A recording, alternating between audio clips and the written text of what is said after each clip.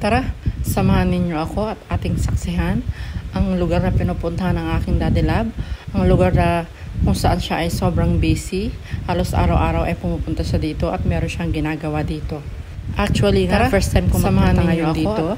Hindi ko alam kung anong iisipin kong itsura ng lugar na pupuntahan namin. Ang lugar na kung saan siya ay sobrang busy. Halos araw-araw ay pumupunta siya dito at meron siyang ginagawa dito. Talagang kung iisipin mo is napakaganda ng view. Bali, mga ilang weeks na siyang pumupunta dito kasi siya lang mag-isa pumupunta.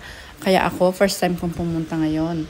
So, na-miss ako sa lugar dahil kitang-kita mo yung bundok Arayat. Napakaganda. Alam niyo yung feeling na kapag first time pupunta sa lugar, kung ano-ano yung pumapasok sa isip natin. Kung ano ba yung dadatnan nating itsura ng lugar, kung marami bang bahay ang katabi, or kung ano, basta kung ano yung madadatnan natin.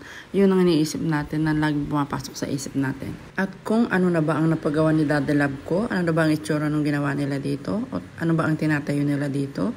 So ayan, pagpasok mo, matatanaw mo talaga ang Mount Arayat. Napakaganda niya, as in napakalapit, parang kung lilipat ka lang ng mga halaman at bukid, parang makakarating ka na dito sa bundok Arayat. At nung makarating nga kami dito sa pinapagawa ni Daddy Lab ko, so ayan, may nakatayo na. O, diba? Konting-konti na lang at matatapos na siya. Bali, ayun nga, kausap ni Daddy Lab ko yung taong pinagkakatiwalaan niya dito.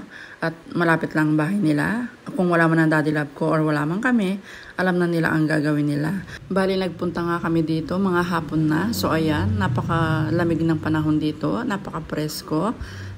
Ang sarap dito para mag-banding at mag-picnic dahil hindi mo mararamdaman yung init, lalong-lalo na pagdating ng hapon. So, ayan naman yung daray nyo. Diyos ko, pinagtiripan na naman yung poso dahil napakatagal na daw na panahon hindi siya nagbobomba. Sa poso, puro na lang nawasa. Kaya ayan, parang Manigloya, char. So, ayun na nga, minsan pasyal tayo dito at mag-banding and mag-picnic na rin. O siya, hanggang dito na lang. Babush!